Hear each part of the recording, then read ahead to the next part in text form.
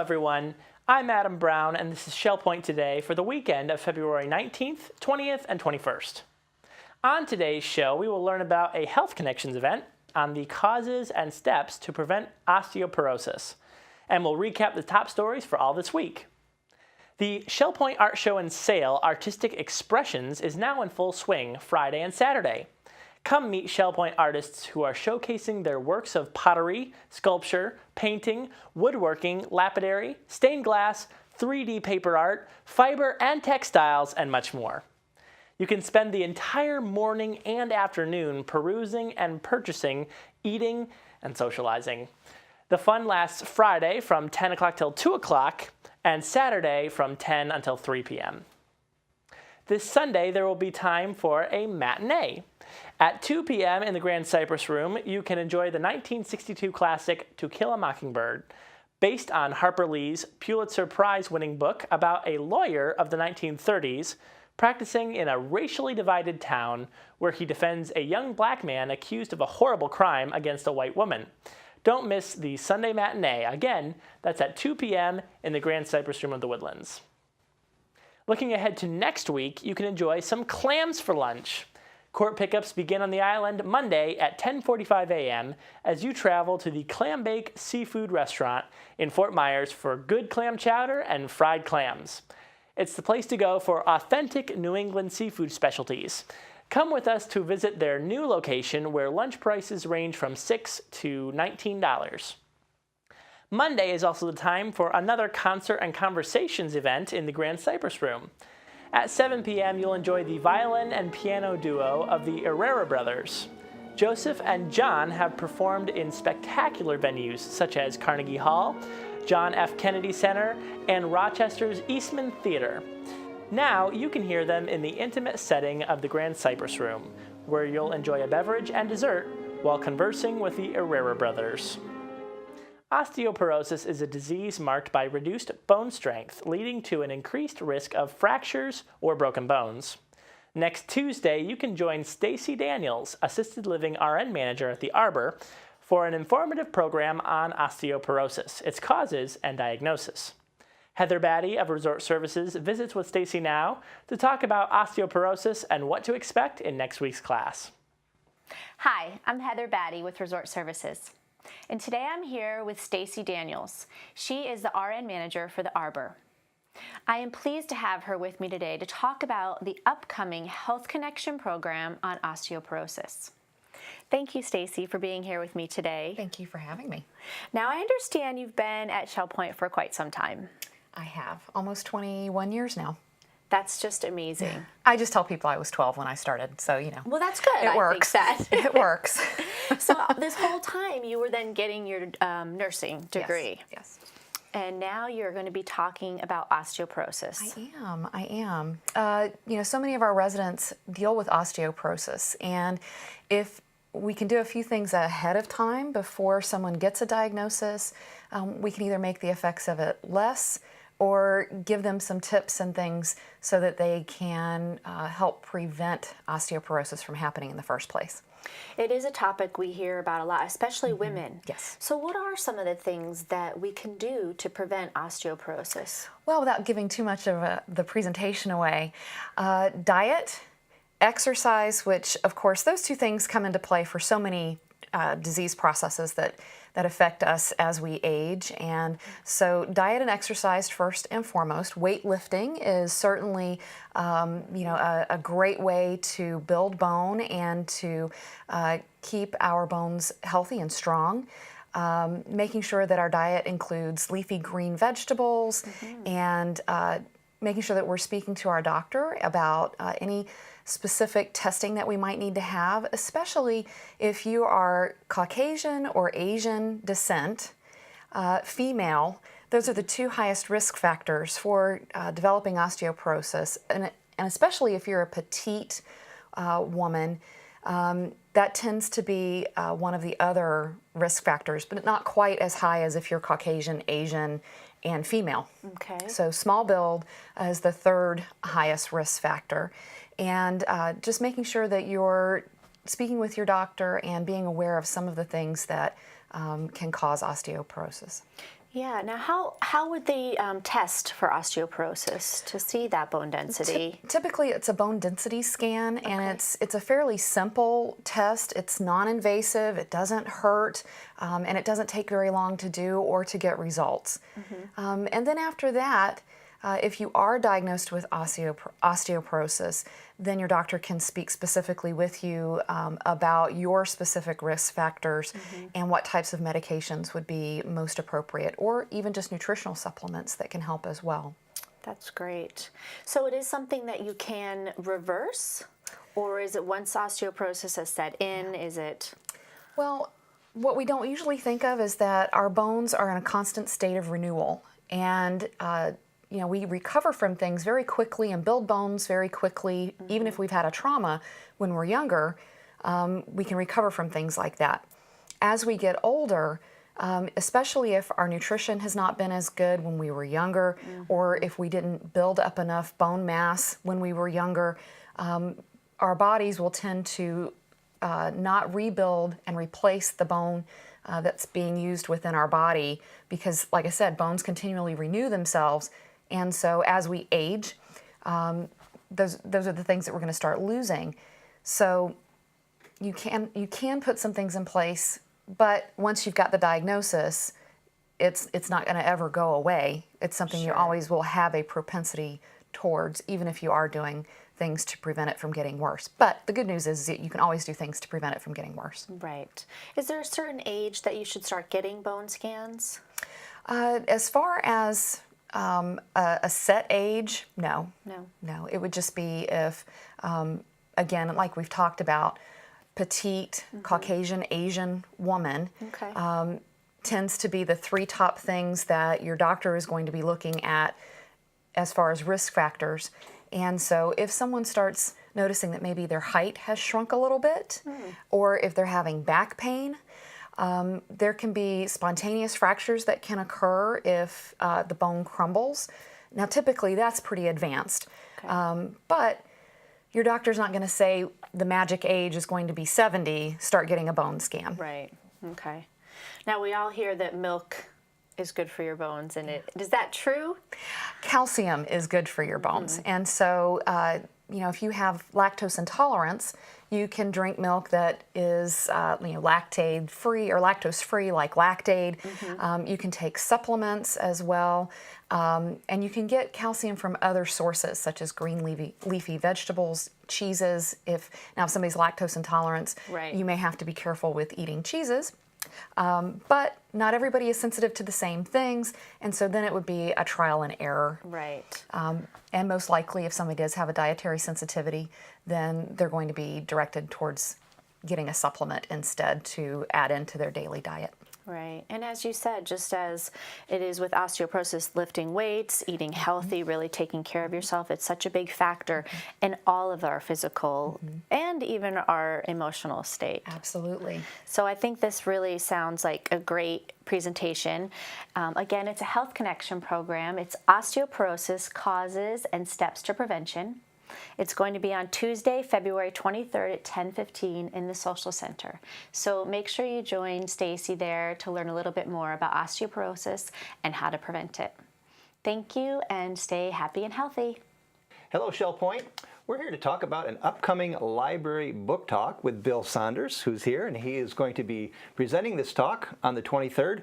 It's about a subject that's dear to my heart and of every pilot, a book about the Wright brothers. And this is a new book, I understand, Bill. Came out last year. By Mr. David McCullough, who's won a Pulitzer Prize for other historical works that he's done. So what does Mr. McCullough bring about the Wright brothers? There's been many books written about the Wright brothers already. What makes this one unique? Well, I think there's a perspective that he brings. I don't know that I can describe it, but it is unique. I became interested actually because I grew up 20 miles from Dayton, Ohio, and that was my main interest in it. And I knew about the Wright brothers from the time I was a small boy, and I'd been to the Dayton airport. Used to be the Wright Field and that sort of thing. So I had a long-standing interest in when he came out with this book. I said, got to read it. And I've read others of his and actually done book reports of others. So what is his strength as a writer when he writes about historical figures like this? Is there a particular thing that stands out in your mind?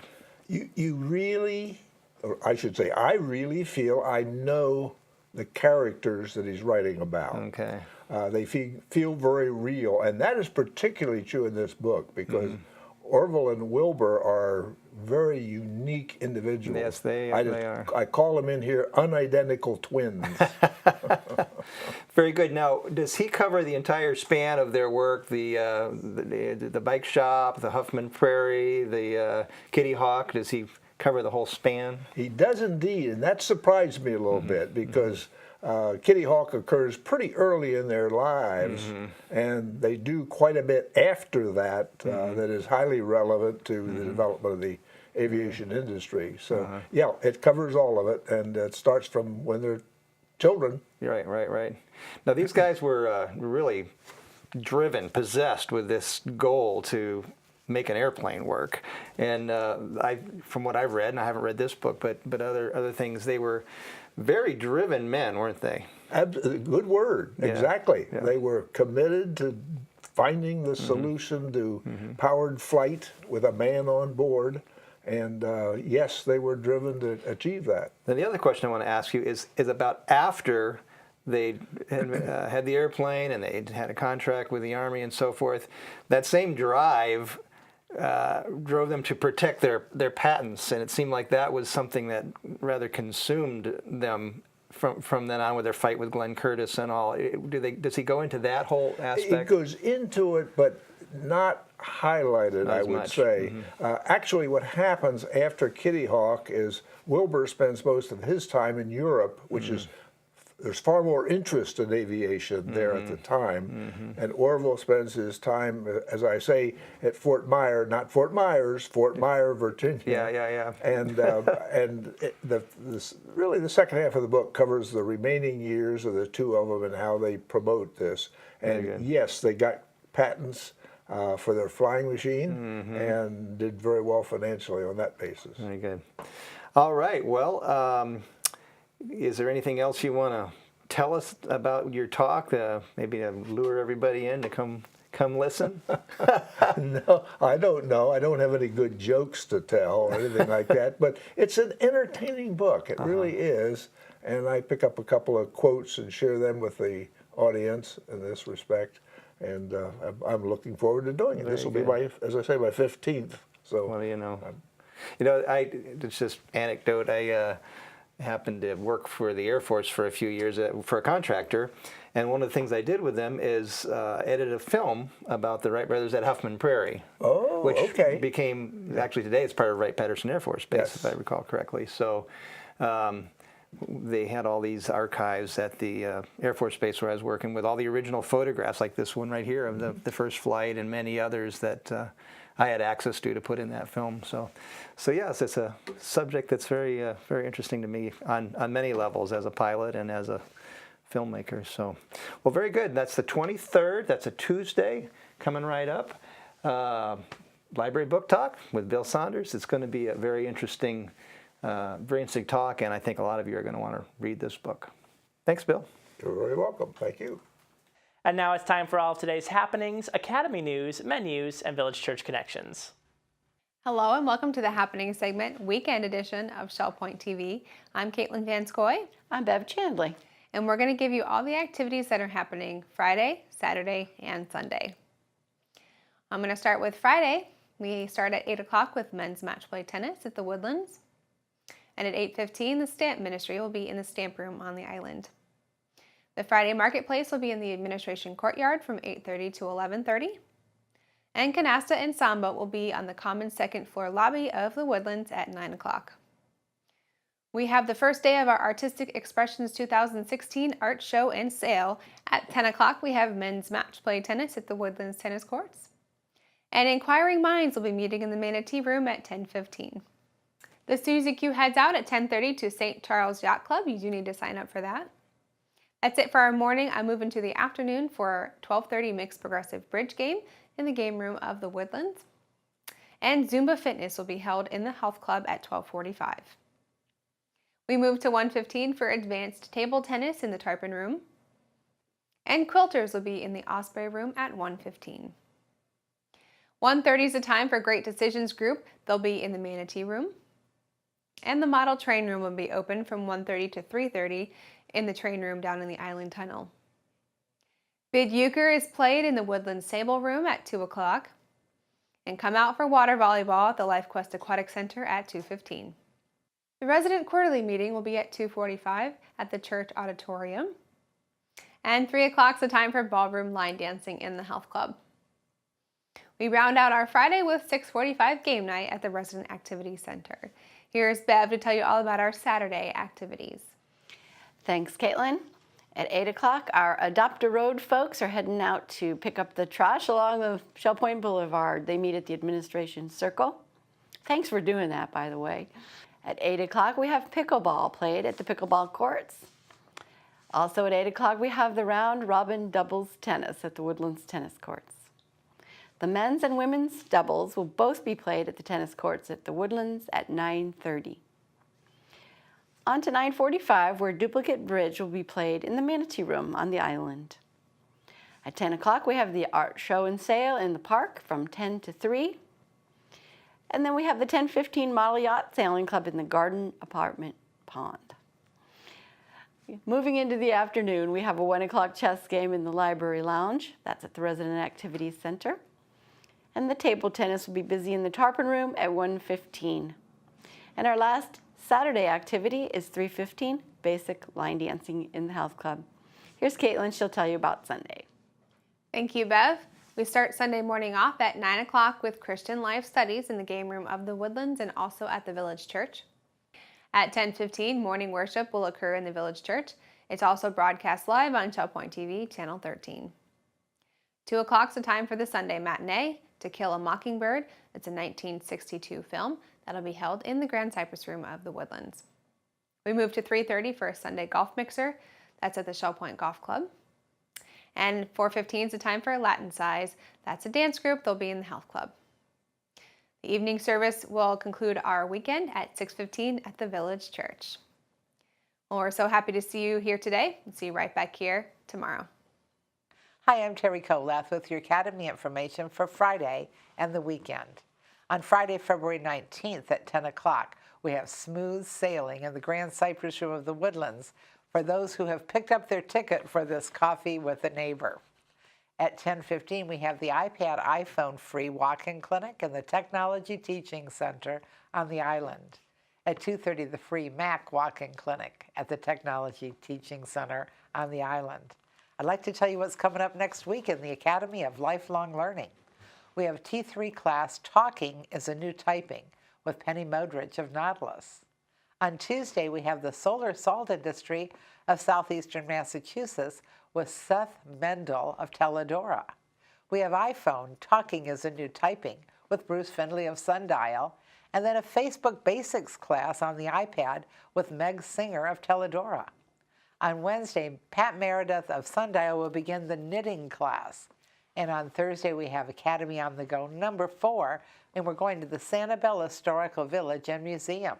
We also have the Suez Canal with Professor Adrian Kerr.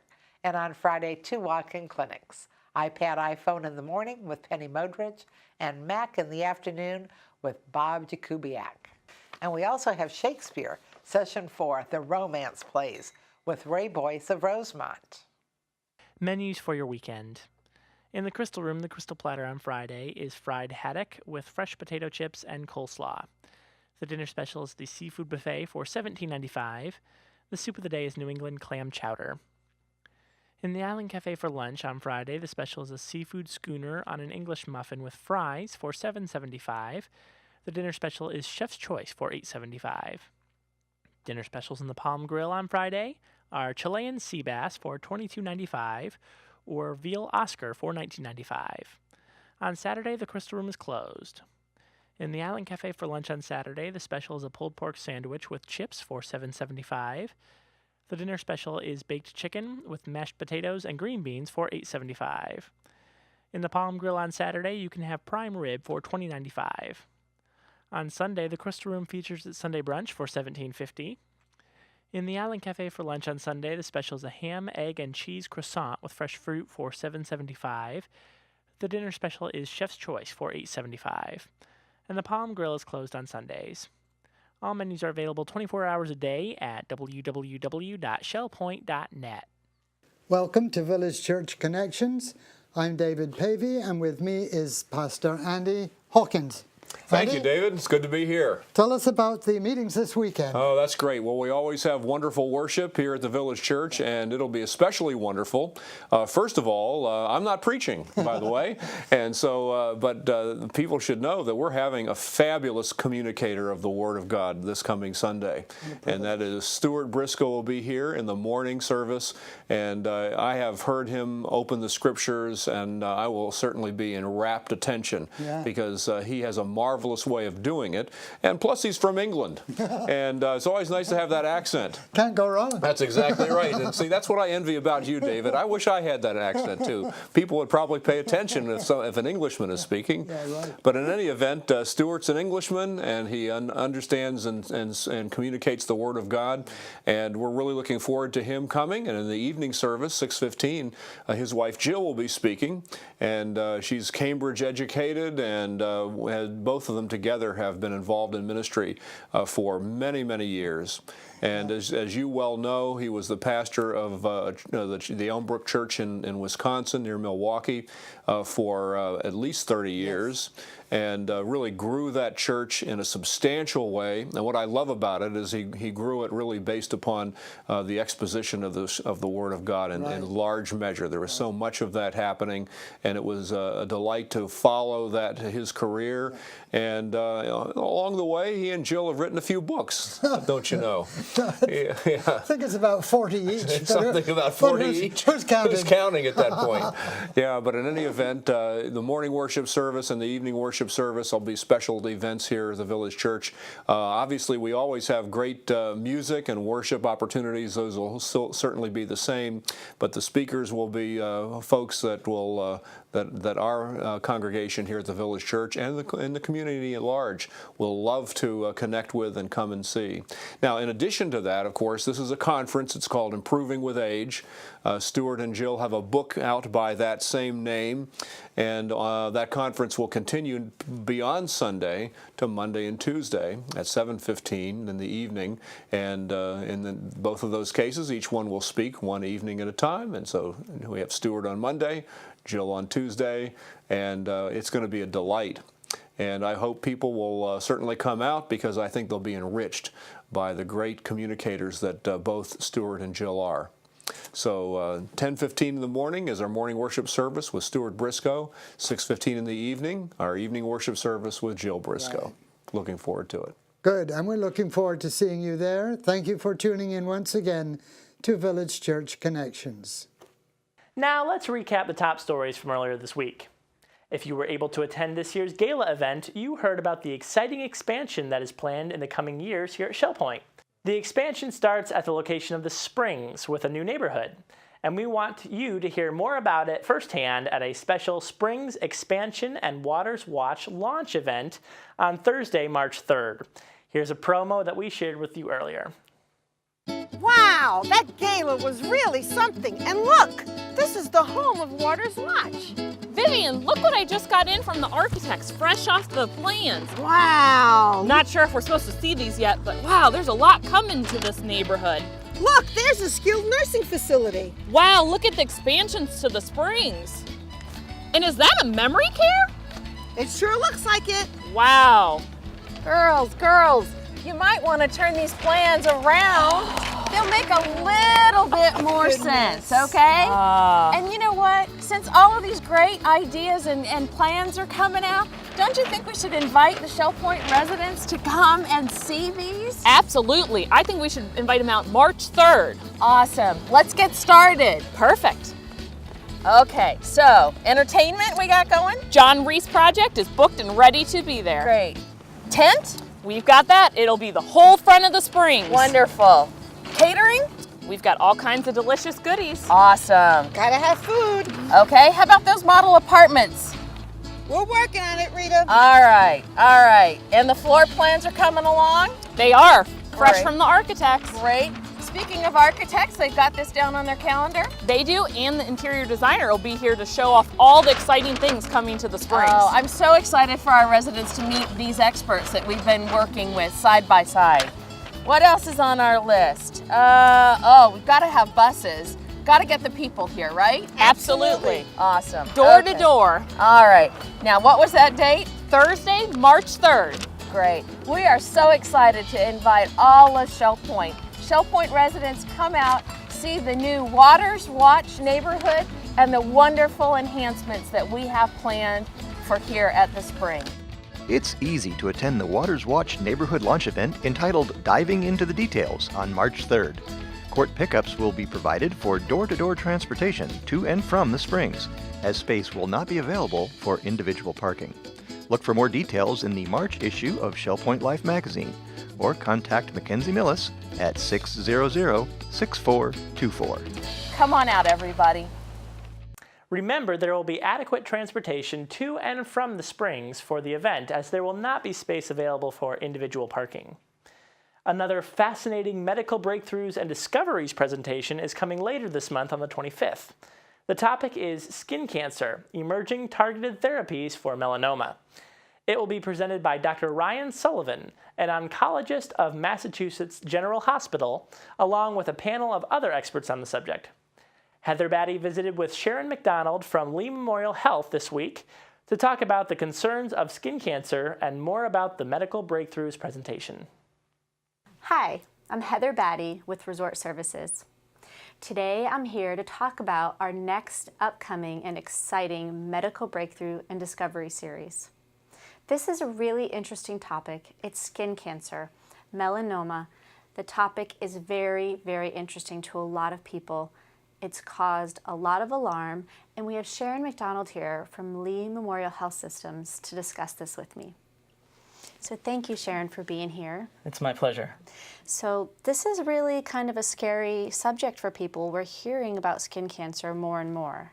Yes, I mean, skin cancer is really the largest cancer diagnosis in the country.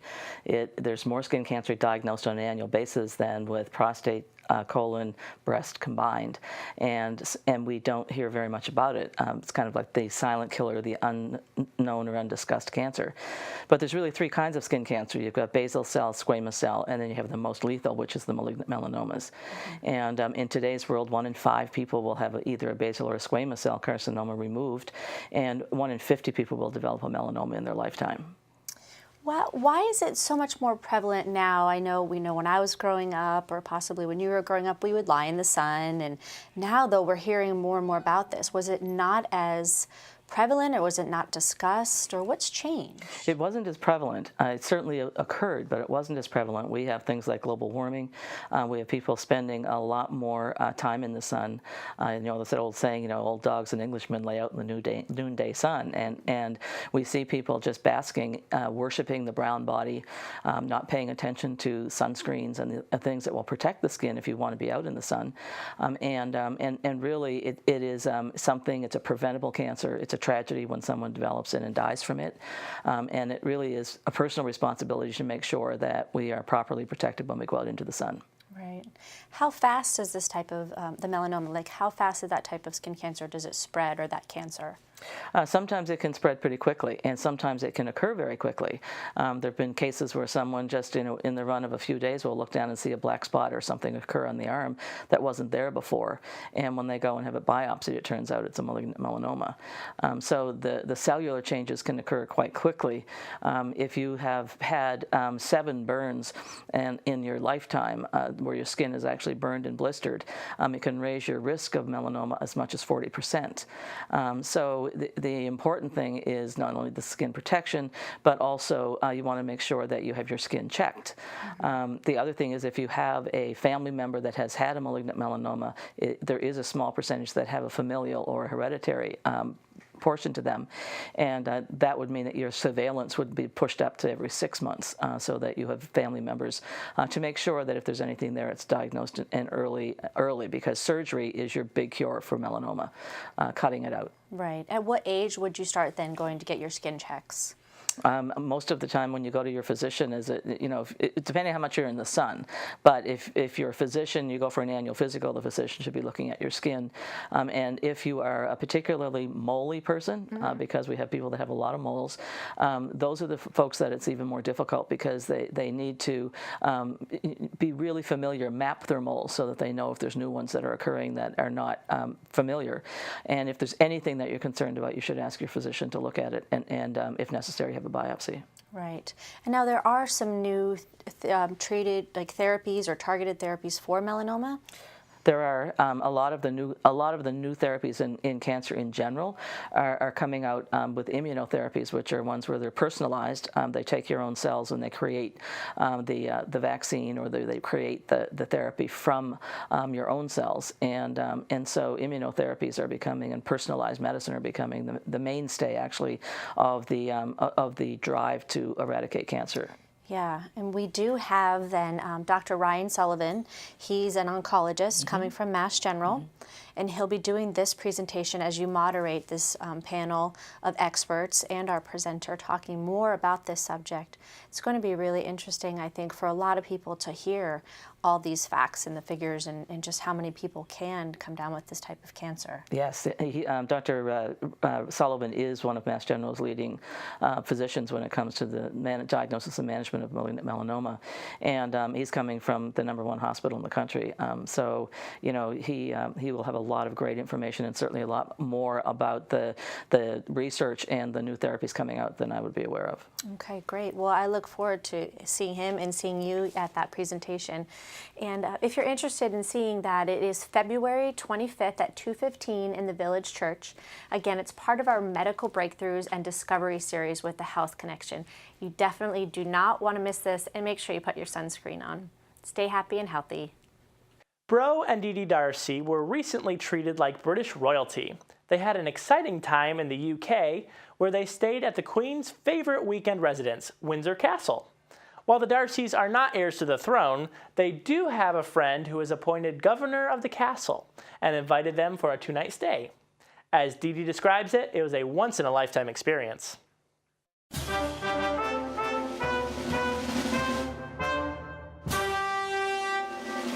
I'm 86 years old. I retired 3-4 months ago. I was a stockbroker for 54 years. Merrill Lynch in Chicago for 20-some years, and then Edward Jones, Chicago and Fort Myers until last fall. And so I had a good life in that business, and sorry I quit, as a matter of fact. And that's really my background, and we're boaters down here.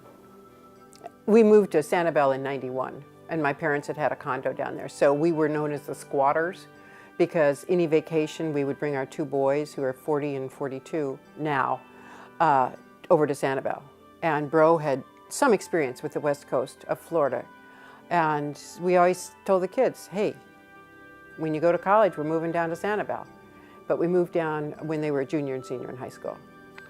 And the real reason we bought the apartment at Shell Point, I'm 19 years older than Dee Dee, and her mother ended up taking care of her father. Very difficult job, and I didn't want that to happen to Dee Dee. In '01, we were both living in Sanibel, and our next door neighbor told us he had a couple coming to stay in his house for a week, and they were from England. And because they didn't know anybody, and the neighbor was going to leave, he said, let's have a cocktail party for the neighborhood. And so we met the neighbor and his wife. I discovered pretty quickly that he was an admiral in the British Navy, and he was deputy commander of NATO, among other things. Yeah, well, we went out every day with him and really had a good time and became pretty close to him. And after they left, we swapped Christmas cards from '02 on every year. And a letter came this spring. We had not seen him. A letter came this spring, said, my husband has retired, and he has been appointed the governor of Windsor Castle. That's a fantastic honor to be one of those, and it's a 5-year thing. why don't you come visit us? And we said, yeah, we will do that one. And so we made arrangements to go visit them this past September. They have a place, they live in the castle that encompasses 2 towers, and then come between, that's their apartment. But they have 9 bedrooms. Yeah, they have either 9 or 7. Bro and I are a little dicey on which one, but it makes no difference. And huge.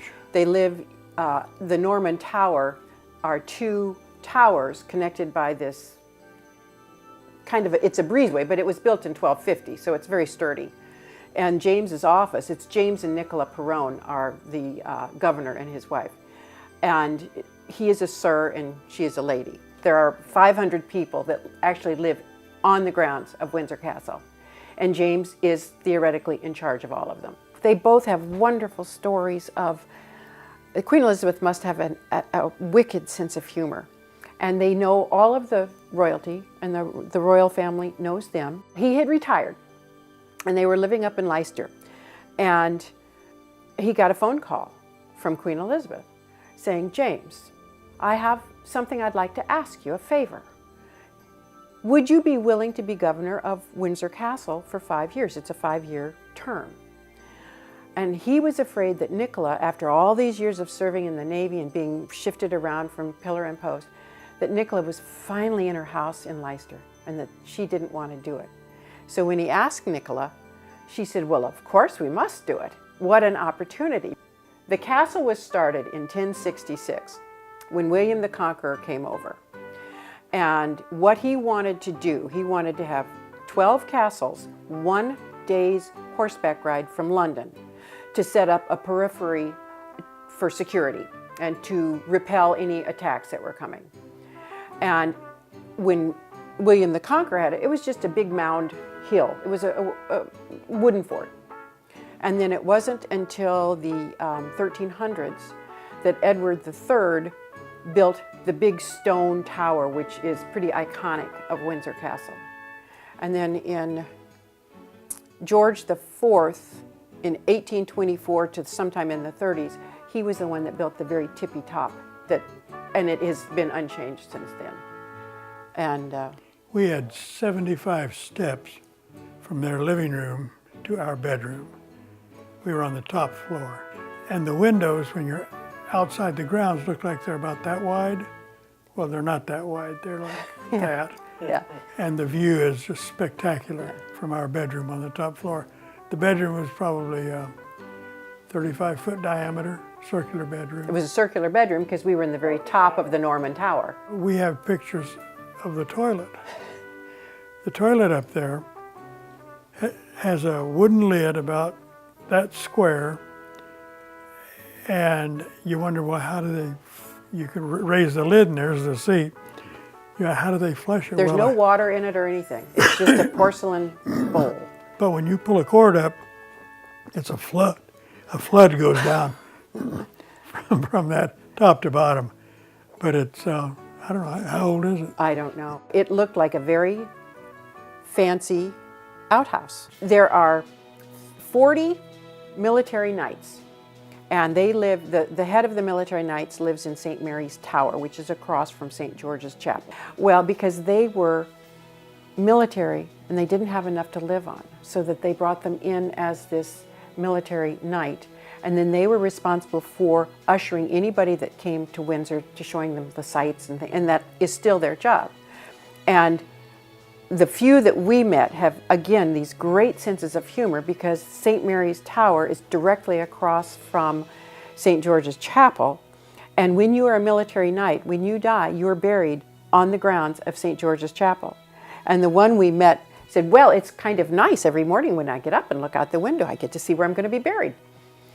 And, you know, it's just, and he was taking a group, he was going to be all day with them, the same group, and he was going to take them all around. And as a military knight, you can get into some places, as a military knight-led group, you can get into some parts that the normal tourists can't. But the changing of the guards, there are 5 different groups that perform. And they all look pretty much alike. But you've got the Coldstream Guards, the Grenadier Guards, the Scots, the Irish, and the Welsh. Well, how you can tell them apart, because the uniforms all look the same, is the Coldstream has pairs of buttons. So you have 2 here, 2 here, 2 here. The Grenadiers just have single buttons. The Scots have groups of 3 buttons. The Irish have 4 buttons, and the Welsh have 5 buttons. And then in their, their big hats, they have different colored plumes. So the Coldstream Guards are red plume on the right side. The Grenadiers are white on the left side. The Scots have no feathers, and they're also called hackles. The Irish has blue on the right side, and the Welsh have white and green on the left side. And Bro kind of got a kick out of it, because here we are with Nicola and their dog Lottie, who is a working spaniel. And way off in the distance are all the people that had come to see the changing the guards. And of course we were right there. They all have great senses of humor. They all know everybody. They are just, again, ordinary is not the right word, but they're just extraordinarily ordinary. How's that? And the name of my little book was An Undreamt Dream Comes True, because it was like a dream. One of the silent cancers of major concern is bladder cancer. Here in Southwest Florida, there's a support group known as Bladder Cancer Advocacy Network, or BCAN. Resident Will O'Hara of Teledora is a member of BCAN, and Karen Godfrey heads up the Fort Myers support group. Both are survivors of bladder cancer and recently joined Heather Battey in our studios to talk about bladder cancer and the upcoming walk on March 5th. Hi, I'm Heather Battey, Resort Services and Wellness Manager. Today I'm here with very special guests. They're here to discuss one of the silent cancers, and that's bladder cancer. I have volunteer advocates, Karen Godfrey and our very own resident, Will O'Hara. They're both here to talk about not only bladder cancer awareness, but also BCAN and our upcoming walk. So thank you both for being here and discussing just really this touchy and interesting subject. Thank you for having us. Yes, thank you. We're pleased to be here and to be able to talk to you about our journeys with bladder cancer and what BCAN has done for us in this time frame. So BCAN actually stands for? Bladder Cancer Advocacy Network. Okay. And you actually run one of the support groups, the one that's right here in Fort Myers? Since 2009, we've had a support group in our area, and it covers basically Southwest Florida.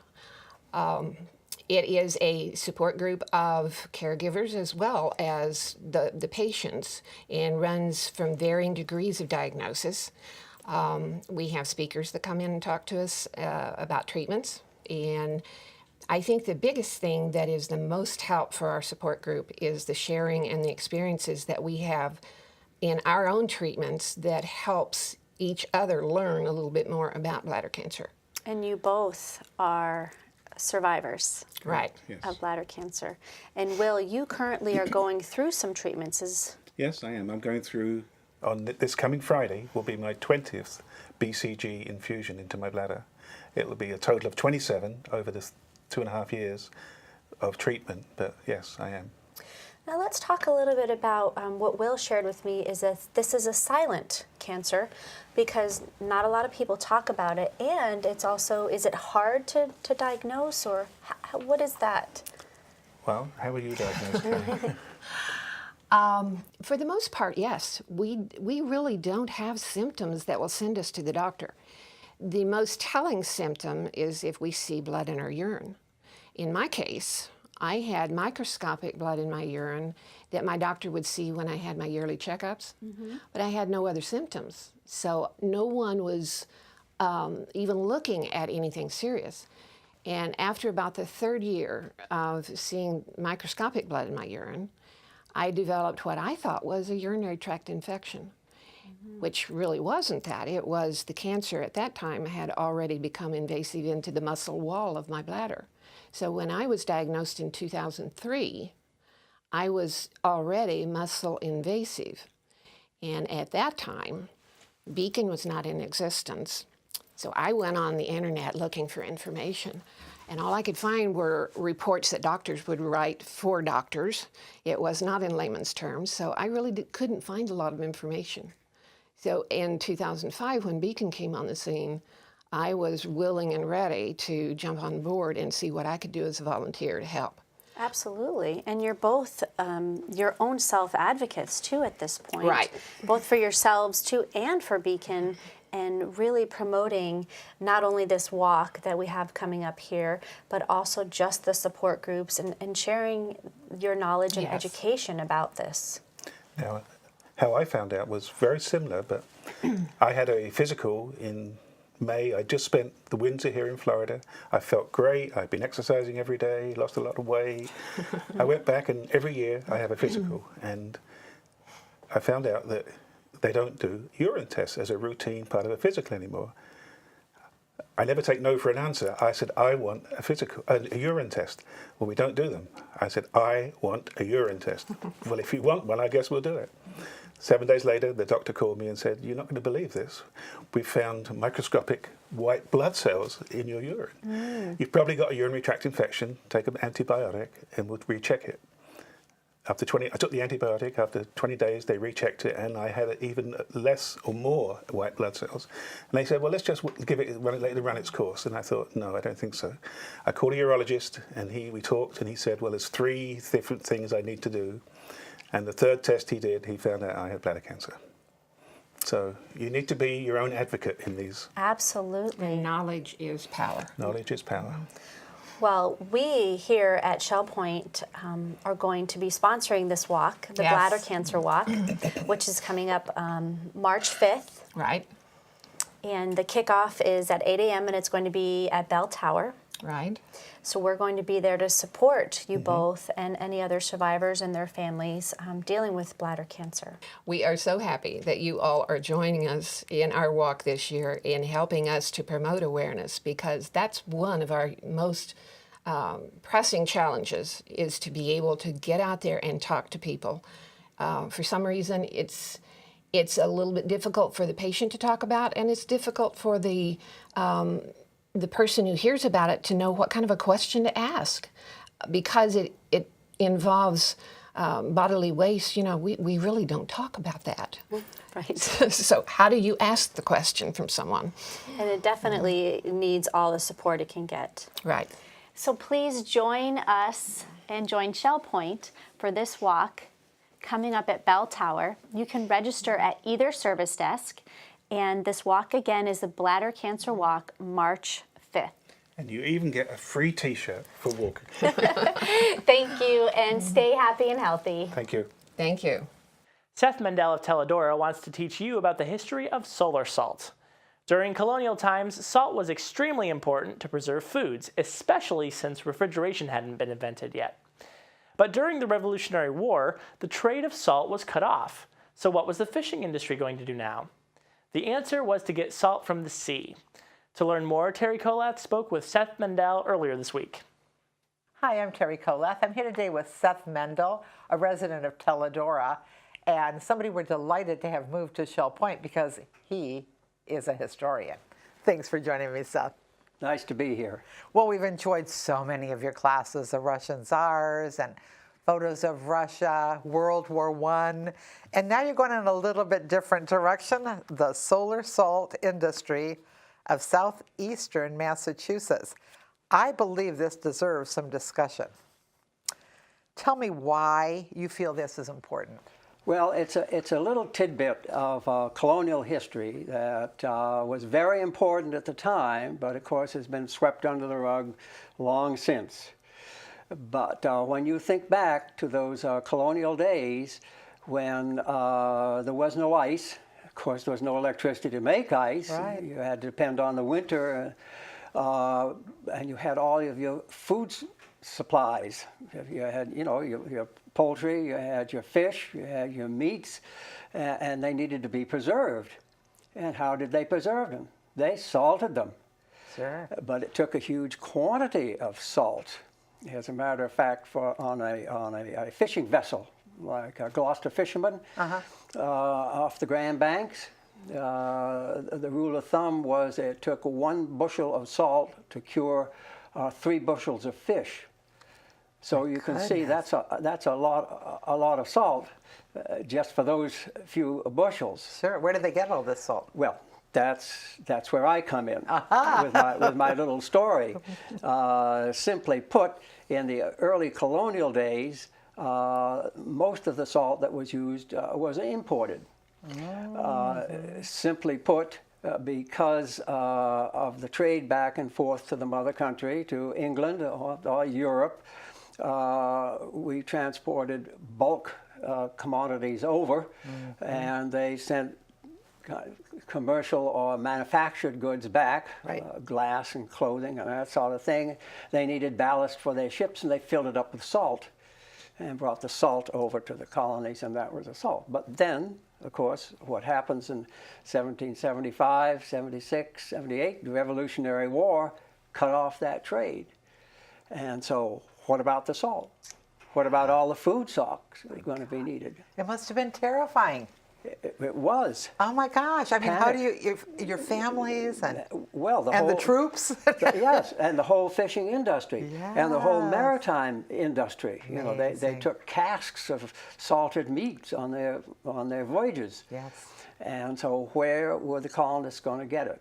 And they had to get it from the seawater. It was expensive, so to speak, to get it from the seawater because it took 350 gallons of salt water to make only 1 bushel of salt. Wow. So it was a disastrous time from really the Revolutionary War right up through the War of 1812 when the trade patterns were all mixed up and cut off and so on and so forth. So American ingenuity. Good old Cape Codders. So we can't wait to hear more. We can't wait to hear more.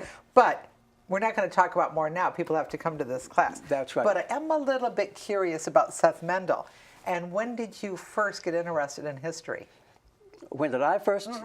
Well, it's an interesting thing. And I'll tell you a little secret about myself. All right. Is that just in the last 15, 20 years before my mother passed away, she said, Seth, out there in the closet, there's a box of stuff that belongs to you, old letters and whatnot. And in that box, I found my 5th grade report card. All right? Well, I wasn't much of a student in the 5th grade, evidently. Hard to believe. But I was B's and C's. But I happened to look down, history, I was B's straight through. Whoa. And so, so when did I really become interested in history? It was actually when I was in the Army, stationed in Germany in the 1950s. It was after the war, it was a Cold War, and so we were sitting there as a ready force. Right. And we had a lot of time, and so I started reading. They had a great library there, and we were stationed in Mainz, Germany. A great library on the base, and I started reading, and from there in, when I got out of the service, I started teaching history, so there we go. And that brings us to today, another story about a very knowledgeable resident who's generous and shares with us. Thank you. You're welcome. You will want to find out more about this time in your country's history.